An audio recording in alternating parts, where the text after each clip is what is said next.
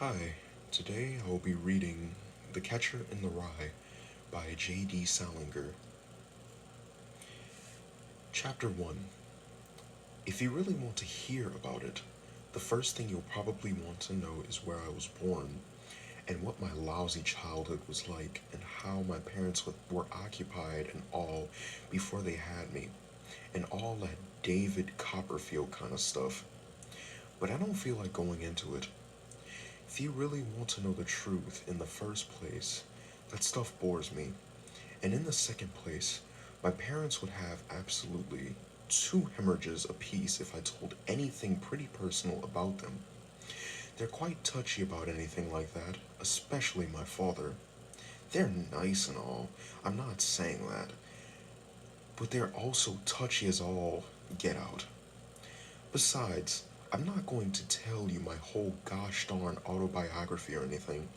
I'll just tell you about this madman stuff that happened to me around last Christmas, just before I got pretty run down and had to come out here and take it easy. I mean, that's all I told DB about, and he's my brother and all. He's in Hollywood. That isn't too far from this crummy place, and he comes over and visits me practically every weekend.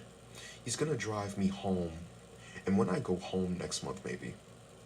He just got a Jaguar, one of those little English jobs that can do around 200 miles an hour. It cost him darn near 4,000 bucks. He got a lot of dough now. He didn't used to. He used to just be a regular writer when he was home.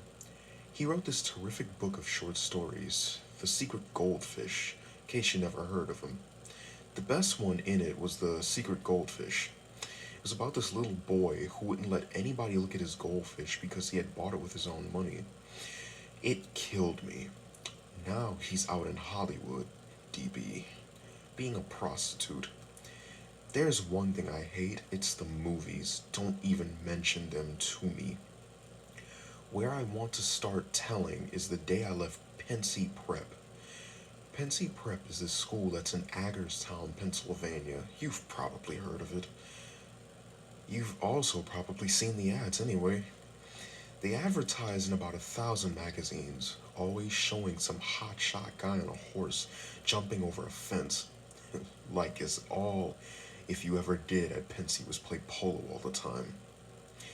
I never even once saw a horse anywhere near the place, and underneath the guy on the horse's picture, the caption always reads, "Since 1888, we've been molding boys into splendid, clear thinking young men." Strictly for the birds, they don't do a darn more molding at Pensy than they do at any other school. And I didn't know anybody there that was splendid in clear thinking at all. Maybe two guys, if that many. They probably came to Pensy that way. Anyway, it was the Saturday of the football game with Saxon Hall. The game with Saxon Hall was supposed to be a very big deal around Pensy. It was the last game of the year, and you were supposed to commit suicide or something if old Pensy didn't win. I remember around 3 o'clock that afternoon, I was standing way the heck up on the top of Thompson Hill, right next to this crazy cannon that was in the Revolutionary War and all. You could see the whole field from there, and you could see the two teams bashing each other all over the place. You couldn't see the grandstand too hot, but you could hear them all yelling. Deep and terrific on the Pensy side, because practically the whole school except me was there. Scrawny and faggy on the Saxon Hall side, because the visiting team hardly ever brought many people with them. There were never many girls at all at the football games. Only seniors were allowed to bring girls with them. It was a terrible school no matter how you looked at it. I like to be somewhere at least where you could see a few girls around once in a while, even if they're only scratching their arms or blowing their noses or even just giggling or something. Old Selma Thurmer, she was the headmaster's daughter, showed up at the games quite often, but she wasn't exactly the type that drove you mad with desire. She was a pretty nice girl, though. Sat next to her once in the bus from Adderstown, and we were sort of struck up in a conversation. I liked her. She had a big nose, and her nails were all bitten down and bleedy looking, and she had on those darn falsies that point all over the place. But you felt sort of sorry for her. What I liked about her, she didn't give you a lot of horse manure about what a great guy her father was. She probably knew what a phony slob he was.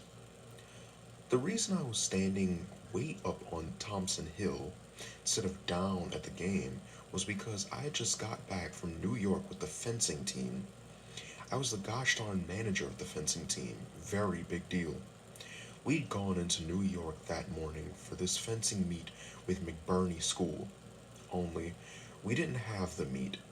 I left all the foils and equipment and stuff on the darn subway. It wasn't my fault. I had to keep getting up to look at this map so we'd know where to get off. So we got back to Pensy around 2:30 instead of around dinner time.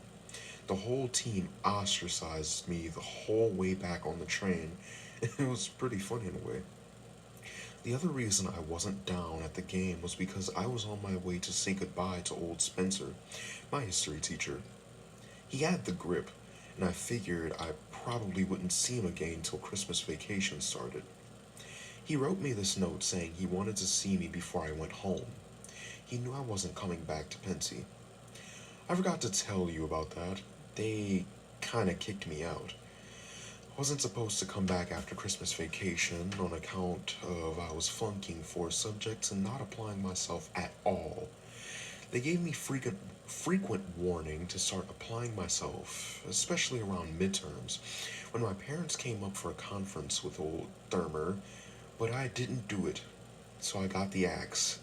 They gave guys the axe quite frequently at Pensy. It had a very good academic rating, Pensy. It really does. Anyway, it was December and all, and it was cold as a witch's teat, especially on top of that stupid hill. I only had my reversible and no gloves or anything. The week before that, somebody had stolen my camel's hair coat right out of my room with my fur-lined gloves in the pocket and all. Come on, man. Pensy was full of crooks. Quite a few guys came from these very wealthy families, but it was full of crooks still. The more expensive a school was, the more crooks it has.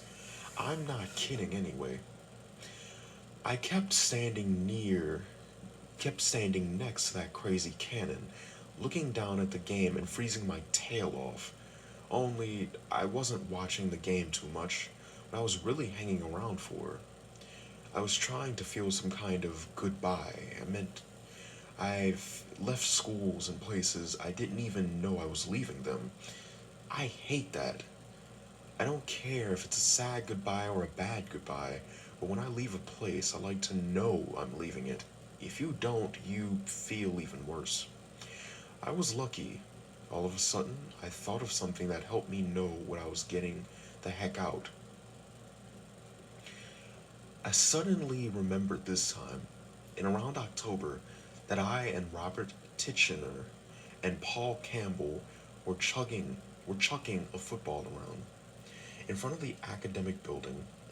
They were nice guys, especially Titchener. It's just before dinner and it was getting pretty dark out, but we kept chucking the ball around anyway. It kept getting darker and darker, and we could hardly see the ball anymore. But we didn't want to stop doing what we were doing. Finally, we had to. This teacher that taught biology, Mr. Zembesi, stuck his head out of the window in the academic building and told us to go back to the dorm and get ready for dinner. If I get the chance to remember that kind of stuff, I can get a goodbye when I need one. At least, most of the time I can. As soon as I got it, I turned around and started running down the other side of the hill toward old Spencer's house.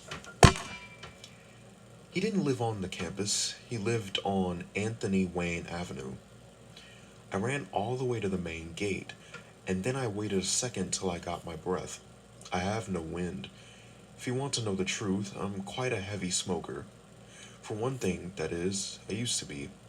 It made me cut it out. Another thing, I grew 6.5 inches last year.